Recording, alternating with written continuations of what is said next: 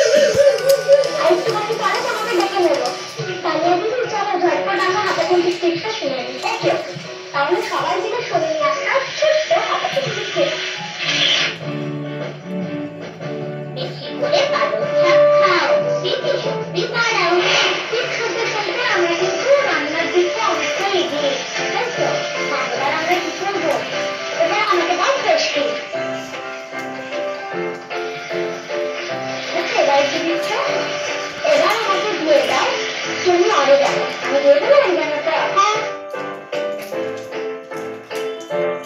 এবার দেবো গোলমরিচ গুঁড়ো, এবার দেবো কাঁচা গুঁড়ো, এবার দেবো গুঁড়ো করে চিনি, এবার ওপর থেকে চিনি ফ্লেক্স দিয়ে দেবো। চিনি পাতা নেবে, ওয়াও জাম ডিলিশিয়াস, দেখেই মনে হচ্ছে খেয়ে এত সুন্দর দেখতে হচ্ছে। আচ্ছা তুমি এত ভালো রান্না বান্না পারো? কিন্তু তো এক্সপার্ট নেই, রান্না পারো, গান পারো, নাচে কথা শুনলাম, আর কিছু পারো? আঁকাও পারো? দুষ্টুমি? হ্যাঁ সেটাও পারো, ঠিক ঠিক ঠিক, দুষ্টুমি গল্প তো শুনতে চাই আমরা, কিন্তু না সেটাদের মতো শুনবো না, সেটা শুনবো আমাদের খুবই লক্ষ্মী নায়ক থেকে। তাহলে চলো রাজনন্দিনী নাটকটা দেখে এসো।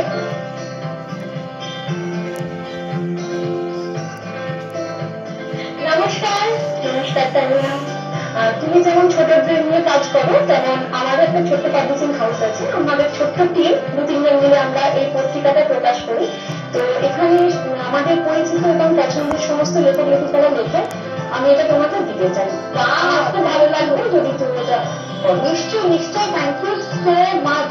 আমার খুব ভালো লাগলো গো, এমনি গল্প করতে আমার ভীষণ ভালো লাগে, গল্প করতেও ভালো লাগে। Thank you so much. গল্প করতে তো আমি ভীষণ ভালোবাসি, আর তোমাকে যখন পেয়ে গেছি আজকে অনেক গল্প হবে, কিন্তু প্রথমেই যে গল্পটা আমি শুনতে চাই, একটু দুষ্টুমির গল্প শুনতে চাই। না দুষ্টু খুব একটা নয়, ও আমার খুব শান্ত মেয়ে, তো কোনো কিছুতেই আমাকে ও ট্রাবল দেয় না, এবার আমাকে ভীষণ বোঝে। আমার মুখে যদি কোনো এক্সপ্রেশন চেঞ্জ দেখে, মা তোমার কিছু হয়েছে, বা কোথাও গেলে যদি ব্যাগ বলতে হয় বা কিছু, ও সবসময় চেষ্টা করে আমাকে হেল্প করার।